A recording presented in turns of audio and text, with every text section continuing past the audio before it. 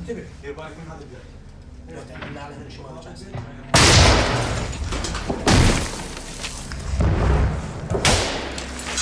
روح دير بالك هذا عنصر لا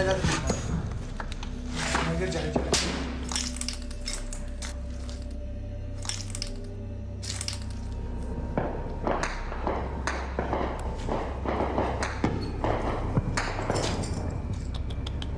احس في صوت.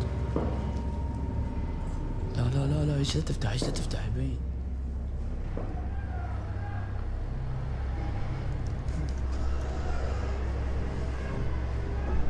خلي لا تعب.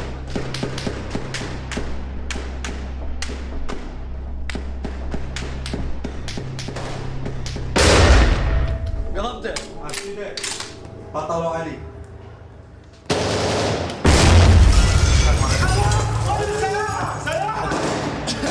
جيب بصاد جيب هنا جيب تعال فوق جسمه والله العلاقة قوية كلش يتنفس ودقات قلبه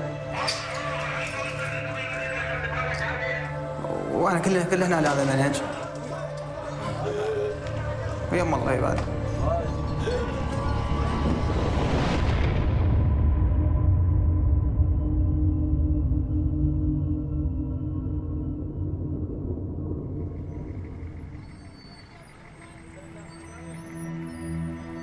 13 years after the U.S. military invasion, the country still faces profound challenges, none more dire than the threat posed by the Islamic State.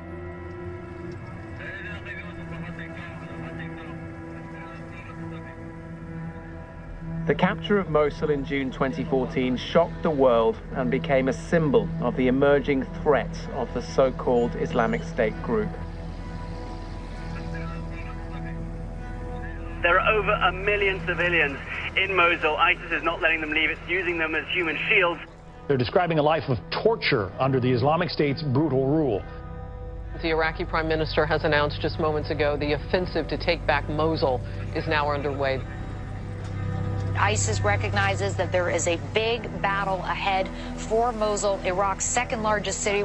This is the place where IS proclaimed its caliphate. Here it was born, and here Iraqi forces say it will die.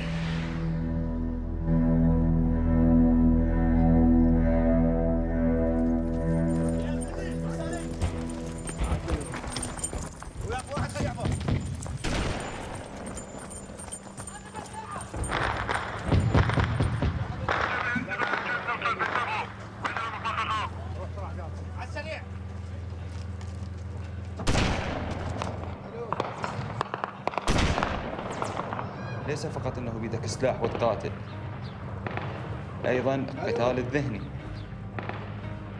وما لا شيء إلا جرذان لا أكثر ولا أقل.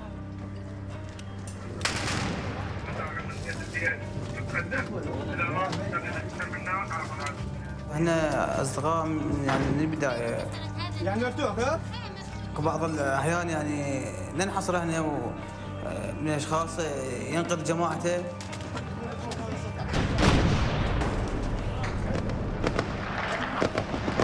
علاقتنا ما به يعني اي غلط. شين صار تعال. أنا دوري قناص.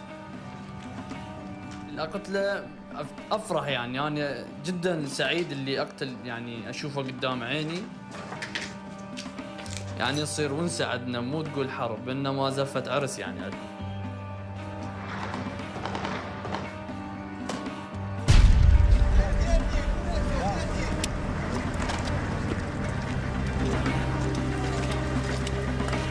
داعش.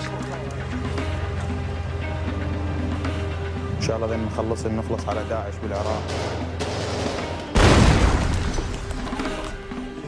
ويرجع الامن والامان لوطننا الحبيب.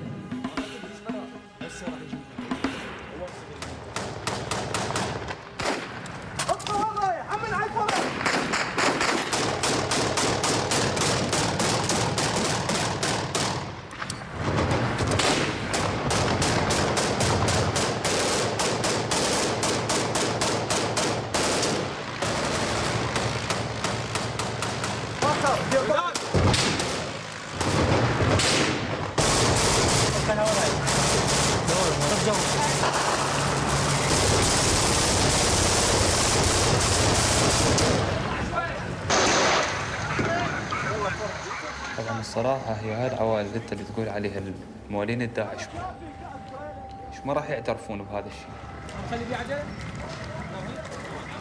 راح يطلعون وحالهم حال العوائل اللي تطلع اللي ما عندها شيء. وهذا كله صعب بالنسبة لنا. لو كانت المحافظة خالية من المدنيين لكان خلصت من زمان.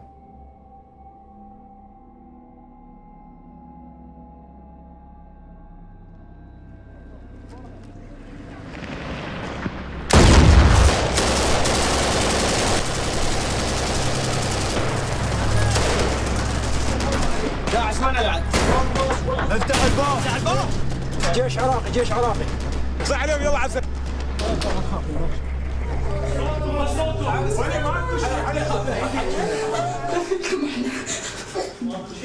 صعدوا على السطح. وين ما تروحوا روحوا اخواني انتم. تعالوا على السطح. حتى الوالد فوق البنزين ما تقدر. اي والله. صعدوا للسطح. بنتي بس خايفة. ما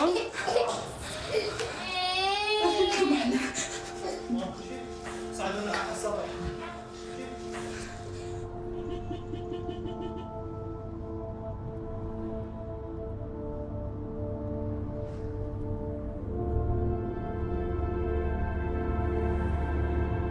الصراحة يعني أنا والدي أيضا كان ضابط في الجيش العراقي في فرقة داعش لواء 44.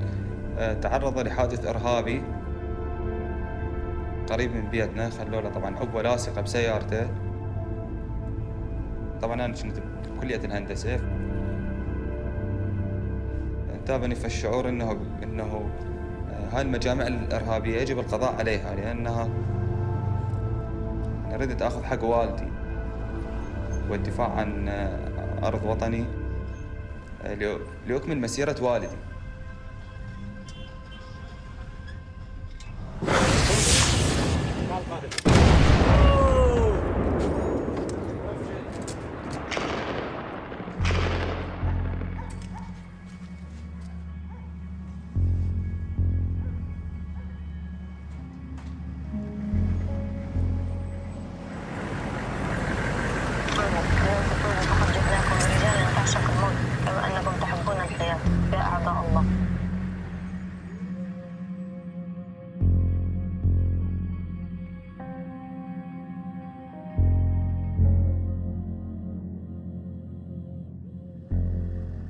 ساعات أبو عمارة في هذه الحياة الدنيا الفانية قد باتت معدودة.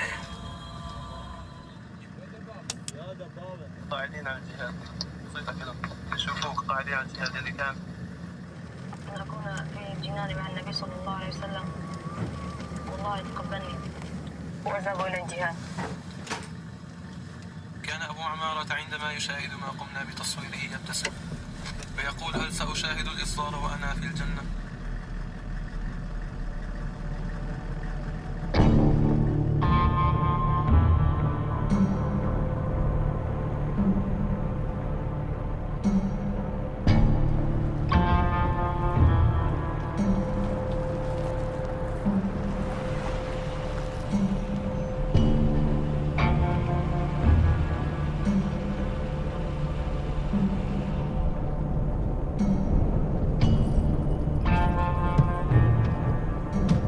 أنا كل حياتي كانت كل أمنياتي أن أصبح لاعب كرة قدم.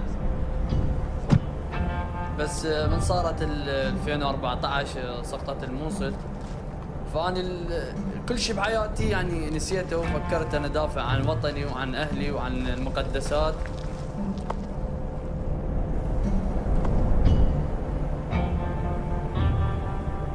يعني إذا واحد يسألني يعني اللي يقتل الطفل يعني شنو، اللي يقتل المرأة، اللي يقتل المدني،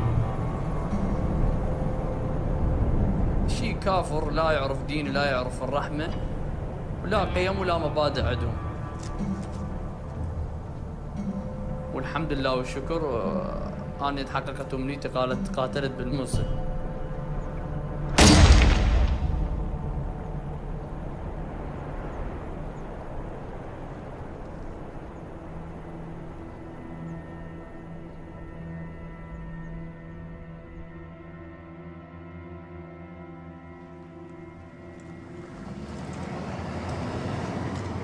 احمد تقدم، شوف لي مالك عبر. خطيب مالك.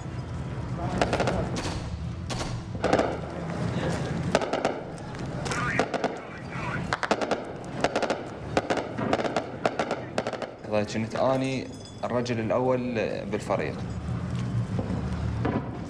ايضا اخذنا المنطقه وخلصنا، بقى بس شارع واحد ماكو فتحات بالبيوت، فانجبرنا انه نطلع على الشارع.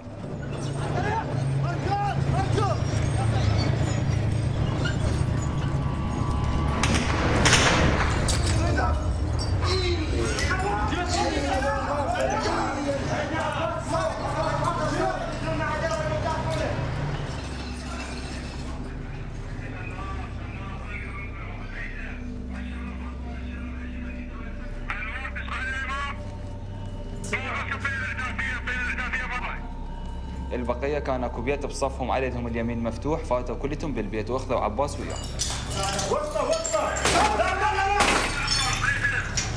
سيارة سيارة حمود جيد دبينا لك سيارة ورميك السريع، ارجع سيارة شوريك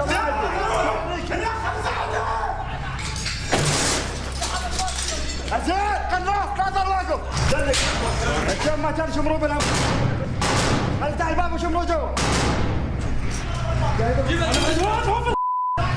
الفاس دلك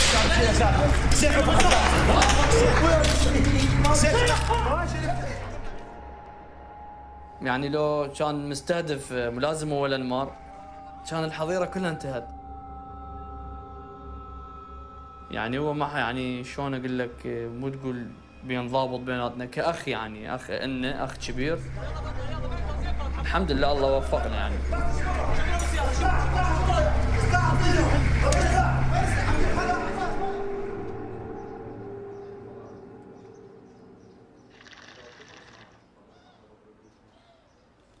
الو حياتي،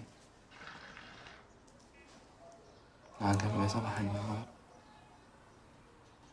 حبيبتي مالك الغالية، يوم واحد وحدك. يلا قومي حبيبتي قومي، عندك شغل تكمليه. لازم تشوج ايش؟ عارفة شو نص ساعة تنامين؟ يلا ماشي حبيبتي،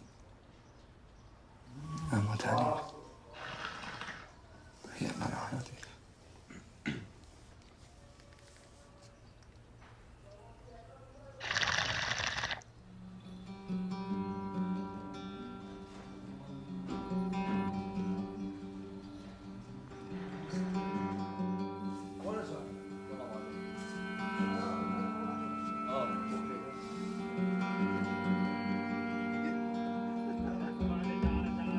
فوق لو جوا؟ لا جوا نتريق، سويت لكم شاي. ابو ليلى شوف صور لنا على السريع. ابو ليلى وين؟ بعد جمال بعد امام.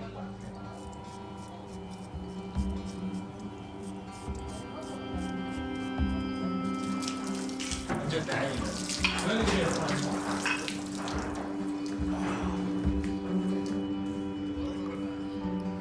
القتال يعني شلون نقول 24 ساعة هو وياك وبالقتال، يعني وهو حظيرتنا نفسية نفس المكان ويانا وينام ويانا سوا واكلنا سوا، فتطورت العلاقة والعلاقة كلش.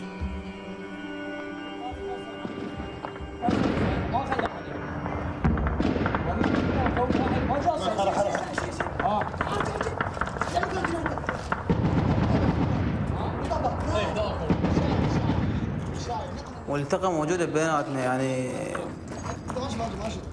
أي مكان احنا نريد موجودة الثقة بيناتنا وهاي ثلاثتنا.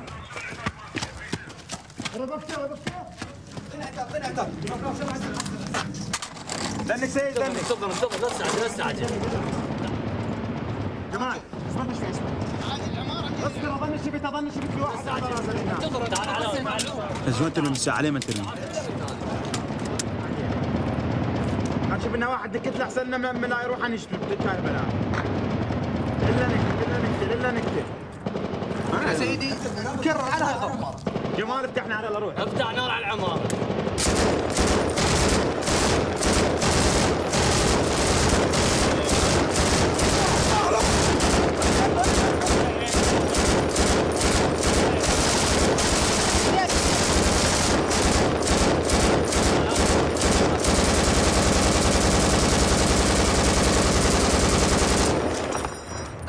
نزل راسك هسه. ويا امجد الله يرحمه ويا جمال ما نحس يعني مهمومين او ضايجين او خايفين، لا نطب بضحك ونطب بضحكه ونسه يعني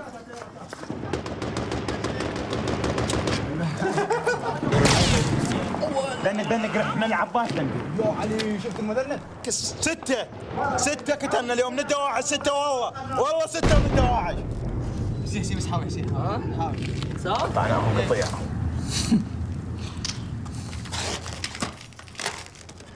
هذا شغله معزوفه صورت مجد؟ صورت صغير؟ بس حسين السمع بلا عباس دوب شوف التصوير لا يا اخي انا حبيت بورتي بيها مذنب شوف القطعه وين راحت؟ اي هاي ممتاز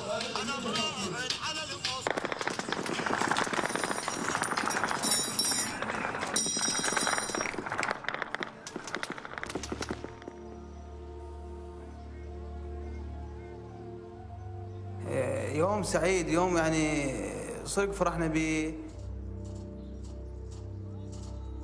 امجد قام شال موبايله فقال ما دام فرحنا هواي خلينا نصور مقطع فيديو ذكريات هذا انه هواي.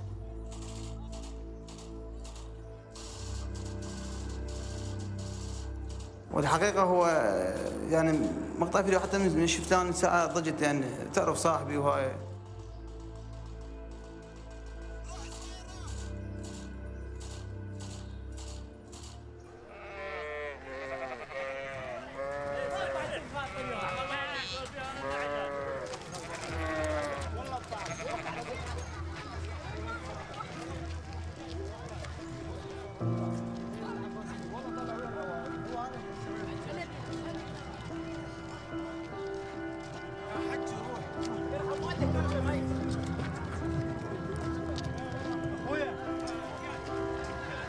وضعيتهم كلش اذوهم الدواعش كلش اذوهم.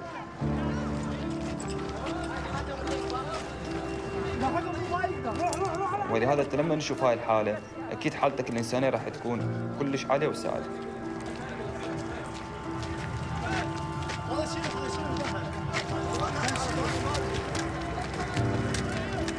انا كل راح ما ادري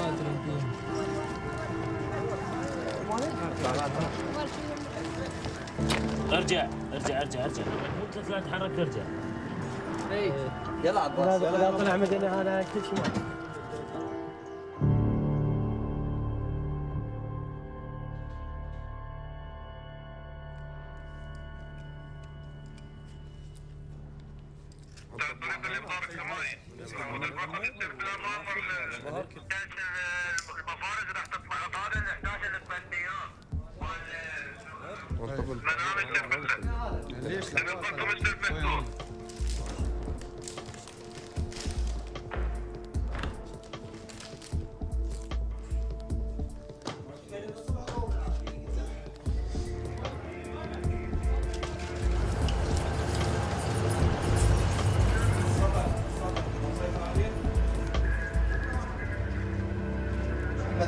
اشكي مدرسه؟ يا تعال.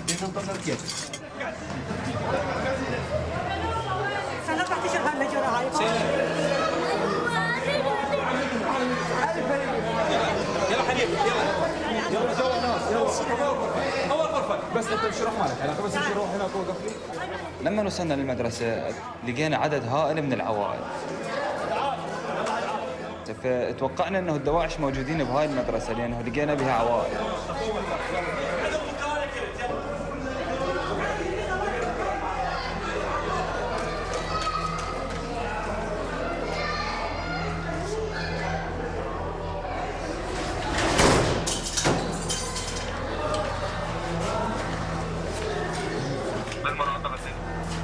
هناك واحد ركض من اليمين عبر على اليسار ورا البيت الابيض هذا.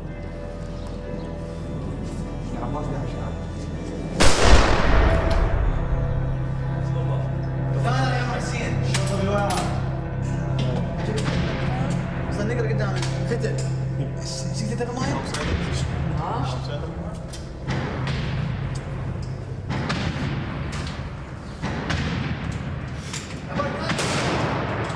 شو اسمك انت؟ قوم. وش قصركم هنا بهالمدرسة؟ هاي 3 ايام. هذول اللي قاعدين منو بيهم بالدواعش؟ إذا كذبت؟ اقول لك الحقيقة عمي؟ أي. عمي والله ما بهم ولا واحد من الدواعش. هذول اللي قاعدين جوا. قاعدين جوا، اخذ هوياتهم بكم. اسبقك سلق إذا طلع واحد بيهم. ايه. واني اعرفك واحد بس جاي اسالك. اذا راك واحد منهم طقوه حاسبه، لان انا نعرفك واحد جوا يمكن هسه نعرفه. فقول لنا بيه قبل ما تستأذن، ترى موتك تموت هنا. تعرفونه والله انا ما اعرفه، والله انا اعرفهم ذول كلهم قرايبي، ولد عمي واخوي. وصلنا لحد المدارس وسيطرنا على المدارس وانتهى واجبنا. روح. نداء على جهاز الاتصالات، شافوا العجله المفخخه وبالمعالجه شافها، فقال له انا اقدر اعالجها بس اريد عنصر حمايه وياي.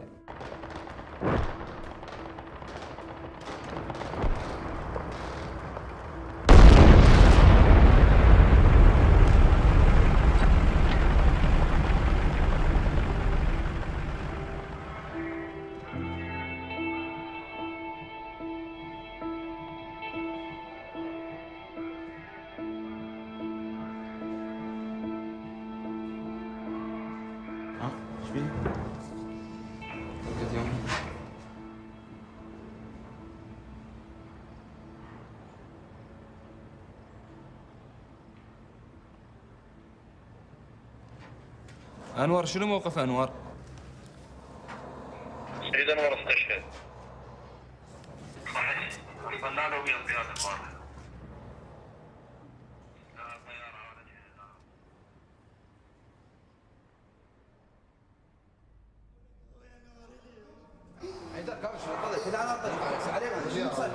قول يا الله. قول يا الله. لك ليش مالي طلعت ليش؟ يا ابويا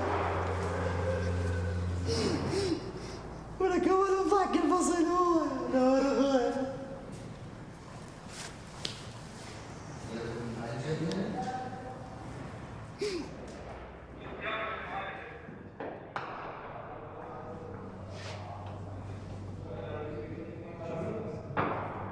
صارت بيها مشاكل وهذا يبكي وذاك، يعني انا من الناس حاولت يعني اهدي الوضعيه، قلت لهم يا ولد يعني احنا بمعركه وداعش قبالنا يعني امتار علينا.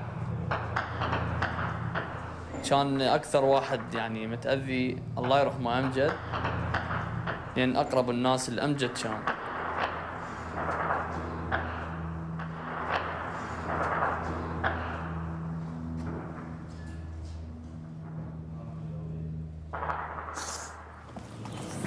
كان بالنسبة لي يعني أنا ما أقدر أوصف نوري يعني أخوي وفقدته والله، ما يعني مش أقول عنه، ما والله بطل، أحد أبطال السرية الأولى. كنا على هذا الطريق وهنيئا له من كسب الشهادة.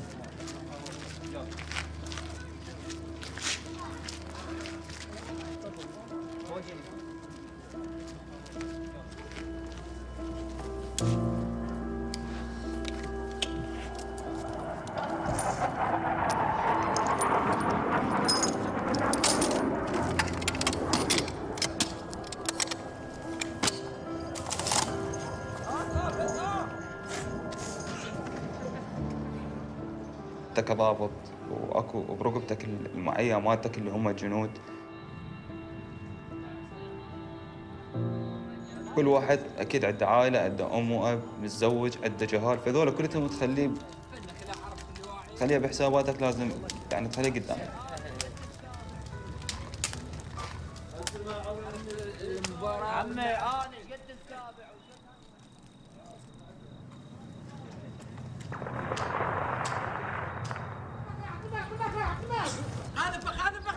هذا السؤال. جمال وين؟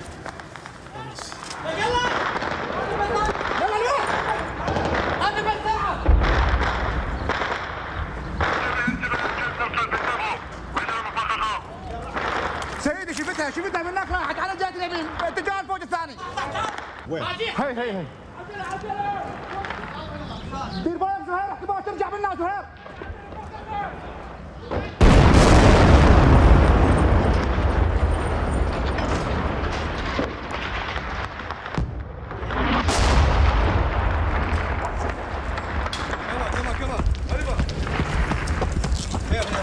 خير.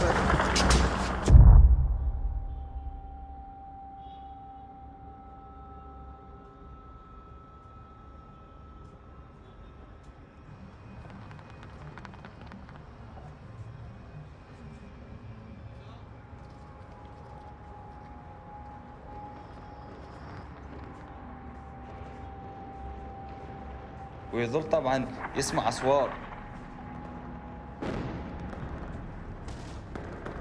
عجله سريعه يتخيلها عجله مفخخه، ويتخيلها صاروخ قاذفه وشيء من هذا القبيل.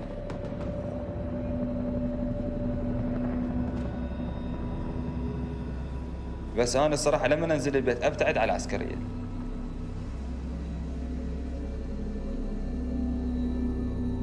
العسكريه اللي تغيروا.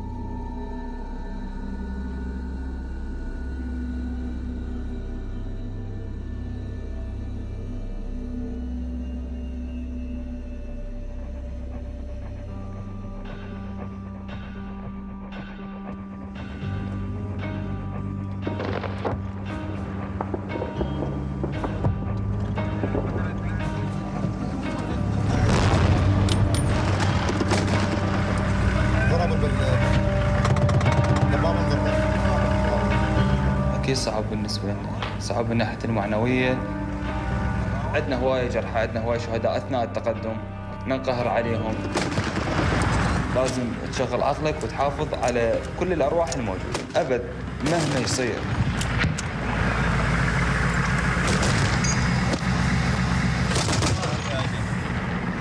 جمال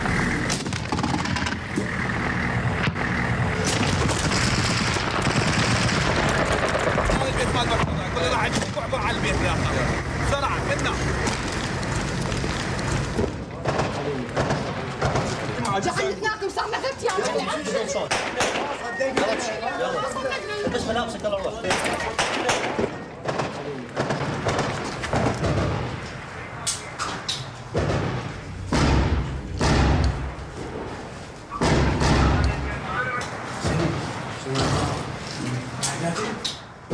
مرتضى البيت خدك مفتوح صحيح؟ رماية من عندك.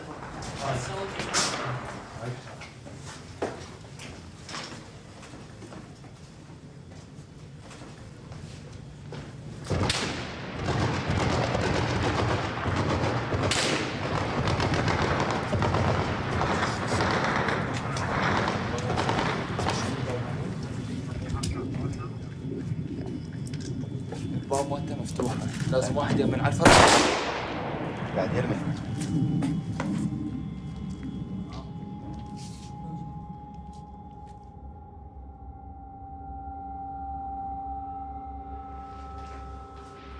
لا تكذب، هسه شفتهم بالبيت هنا عندكم. الساعة ايه اقسم بالله ما شفناهم. شوف والله لا صدقك براشد من الصبح استعجل. يلا تفضل ترى تعال صلاح.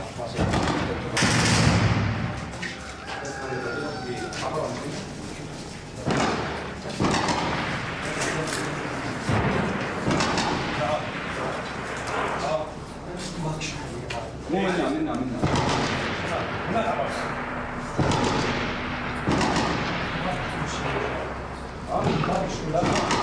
صاحب عائلة وانا صاحب فواويل لا حيل شافوا ما عندهم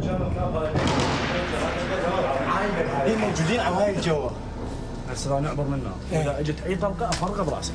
يعني لا تحمل المسؤولية انا صاحب عائلة واني يتيم كافي خذيك امشي اني طبعا يلا صاحب عائلة لا تحمل.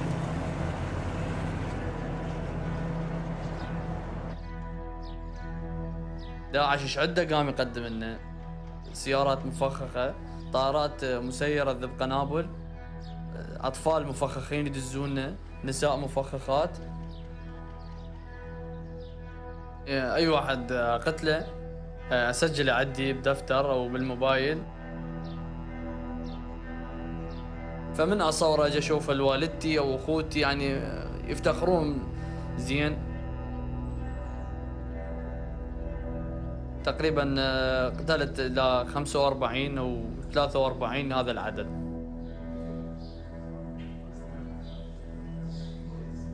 الحمد لله والشكر احنا جاي نقدمه ان شاء الله اللي يرضى به الله.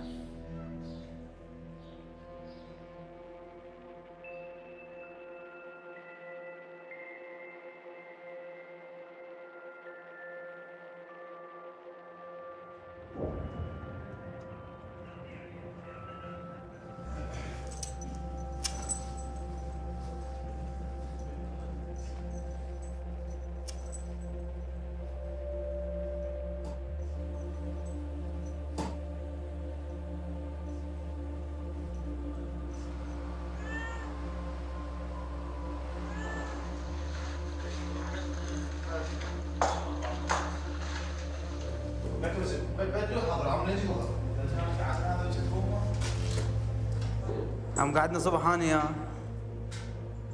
رح دورنا شلون هاي لقينا شاي شربنا جبت انا قلاص الي ولا شربنا وكملنا هاي.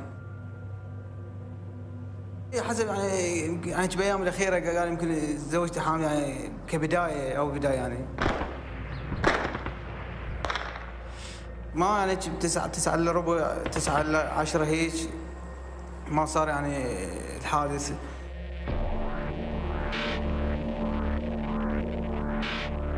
اشتباك وكذا بيني وبين داعش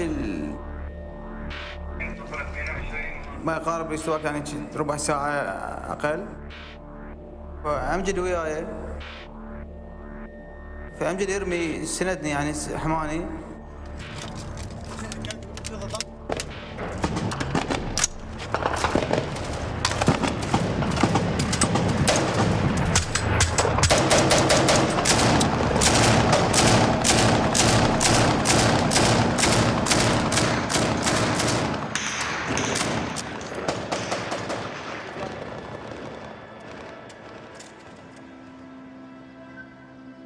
صوبت وقعت بالقاع. فامجد ظل كان يمي اجي امجد ينقذني يعني شافني صوبت بركضت عليه مسافه عليه هو بعد يجي علي صحت عليه قلت له ارجع لا تجي لان اكو رمايه باتجاهي. فتعرف صديقك يعني وقع قدامك وهاي ما قدر على نفسه. انضرب طلقه قريبه يعني بصب يعني بقلبه.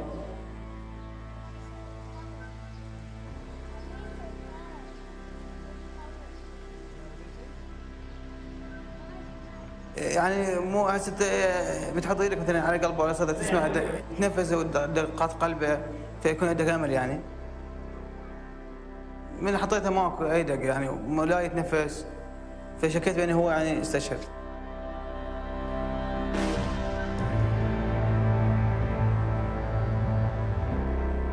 بيوم وفاته الله يرحمه كان يوم عرسي يعني زفافي. ما اعرف شو اسوي. اني اجازتي تمنيت هناك يعني تمنيت وياهم اشوفهم يعني لو انا موجود يعني ما اخلي هذا الشيء يصير. ثار امجد انا اخذه مو واحد ب5 دواعش.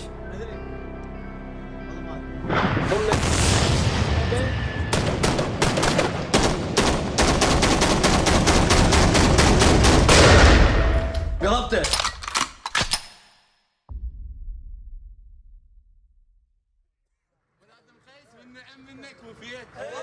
واضرب الكلفات ما تلبس درع. واضرب الكلفات ما تلبس درع. واتر التاريخ يكتب للرجال. واسمك يظل على السواتر منطبع. ونشيل القاع القاع القاع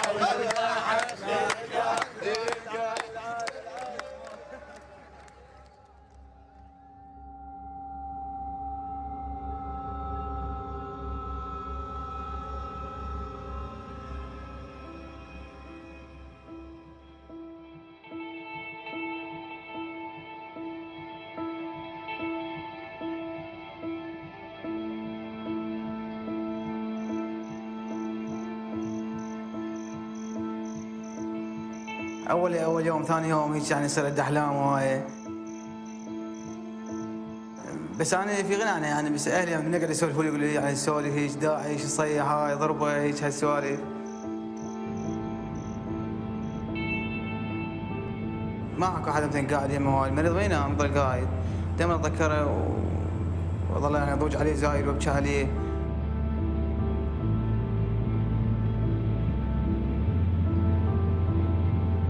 ورقه بنتي بس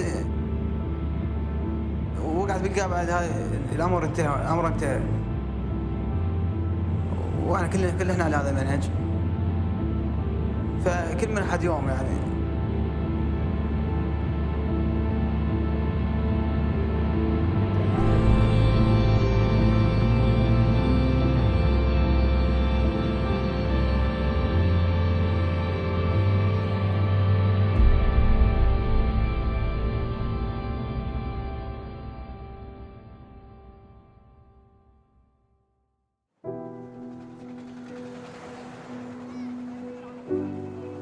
When we were in Yemen in May of 2017, we were the only foreign journalists that were able to get permission to enter the country. We wanted to come in and see the consequences of 2+ years of war and airstrikes by a Saudi-led coalition.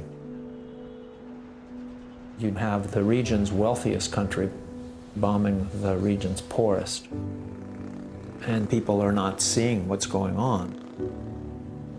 We're talking thousands of civilian dead. حنت وضربت وسط البيت.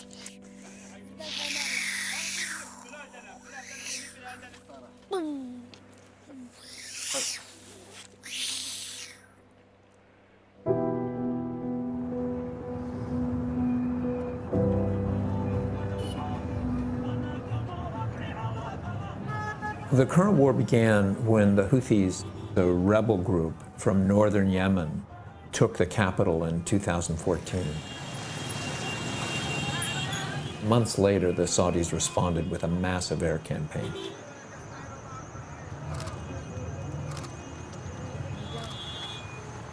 And there's a lot of blame to go around here.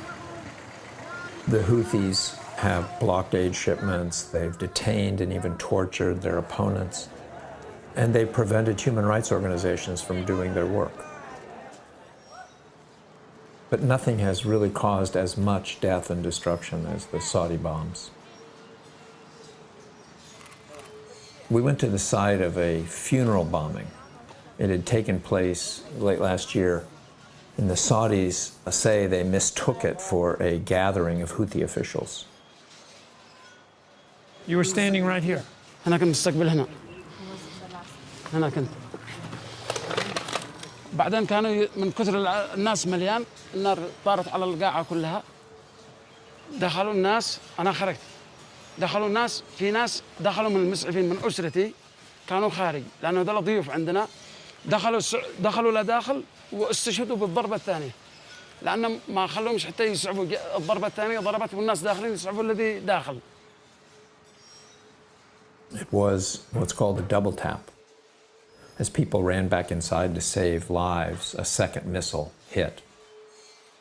About 150 people died there. 400 to 500 people were injured. This man says he lost 26 members of his family. The Saudis say this was a mistake, that they didn't intend to bomb a funeral. ليست غلطة ولا شيء. في ضربوا عدة عزاء. ضربوا عزاء. We were taken to other bombing sites by our Houthi minders. But the fact is, you can see the war in Yemen wherever you go. It's just not always immediately evident. We were in one supermarket in the capital, Sana'a, and it was a fairly well-stocked supermarket. It looked like a lot of supermarkets in the US. We then noticed that people were paying not with cash, but with coupons. عادوا أول شهر استلم فيه كسايم وجميع موظفين الدولة بدأوا أخذوا الكسايم هذا ولا إحنا لحد الآن 8 أشهر من غير رواتب. We ran into people who were working and hadn't been paid in many, many months. The whole banking system had pretty much collapsed, so the cash just wasn't there. That's just a small example of how you see the war affecting people's daily lives everywhere you go. It's not just the jets you hear overhead, or the buildings that are bombed, or the airport that's demolished. It's the knock-on effects of the war on infrastructure. When we came into town, what struck me right away was the amount of garbage on the streets. The garbage workers hadn't been paid in 8 months. The rains came, washing through the garbage, bacteria carried into the water supply, people drinking bad water, and they were hit by a cholera epidemic. Cholera simply dehydrates you quickly, so that anything you ingest, any water you drink or food you eat just completely passes through your system and you get no nutrients out of it. She's very tired because of the exhaustion, but from electrolyte imbalance that she has. She can't control herself now until she gets enough fluid. The World Health Organization is saying that they expect more than 700,000 cases of cholera, and that 2,100 people have died. Most of those are children. The hospital we visited, they were already beyond capacity. The nurses and doctors were suffering from a lack of medicines and equipment, and they were there working in spite of the fact that they hadn't been paid. We don't get salary. Last salary I got is on September only. If I will not work, then they will die, and maybe tomorrow I will be sick and nobody will see me because of no salary.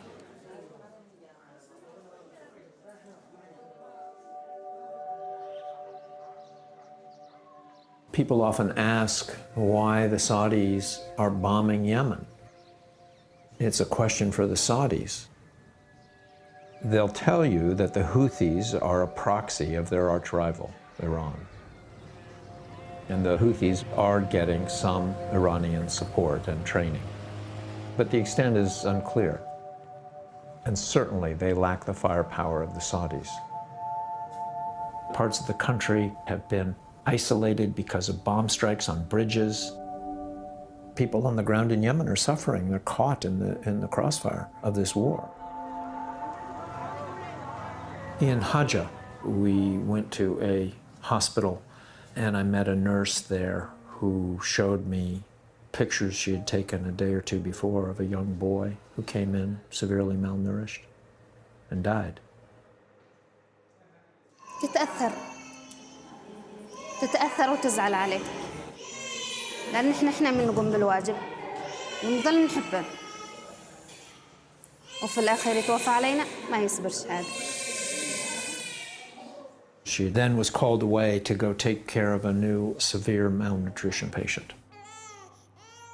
A mother came in with her child. It was a little girl named Aline, a 7-month-old baby.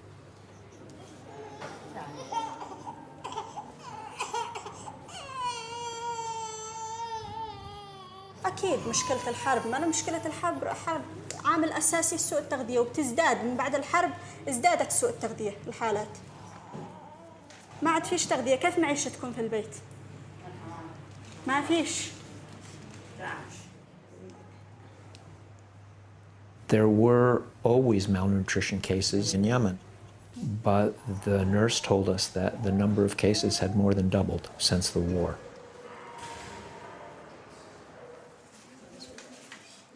And maybe an hour later, another mother came in with her daughter. Ruqayya, her name was a 5-year-old girl. Ruqayya had come from a IDP, an internally displaced persons camp that was quite a ways away up near the Saudi border, traveled several hours because the hospital up near her had been bombed.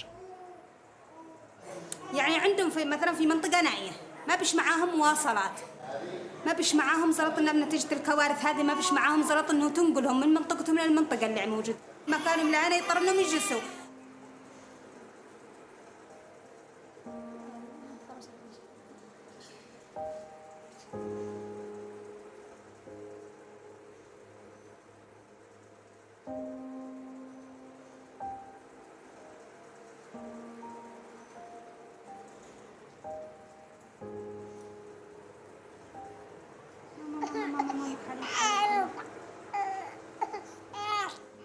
والله من ناحية بنفسر الحال بيصير للأسوأ.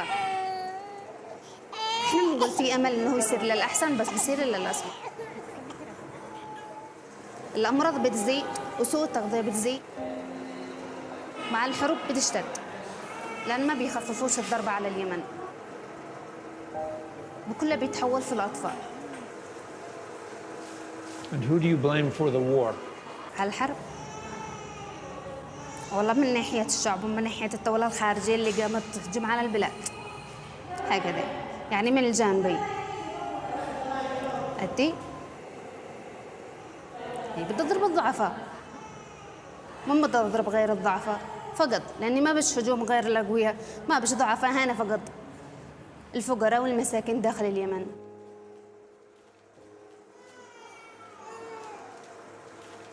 We had to leave the hospital before I knew what the fate of those 2 girls was going to be. I don't know what happened to them. What I do know is that health workers in Yemen say that every 10 minutes a child dies of preventable causes.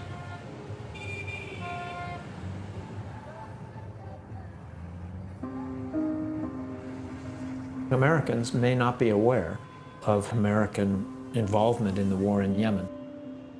But Yemenis in Sana'a and in northern Yemen certainly know where the weapons are coming from. Just a few days after we arrived, there was a huge rally in the middle of Sana'a called the Say No to American Terrorism rally. Thousands gathered to protest the arrival of President Trump in Riyadh, where he announced his intention to approve a $110 billion arms package to the Saudis. We respect the United States of America and we hold a respect in our hearts, but we came here in order to express our outrage against the United States policy. It was pretty evident that we were an American TV crew, but absolutely no hostility was directed at us. There was only a sense that our government was to blame, and ordinary Yemenis want the world to be aware of what's going on.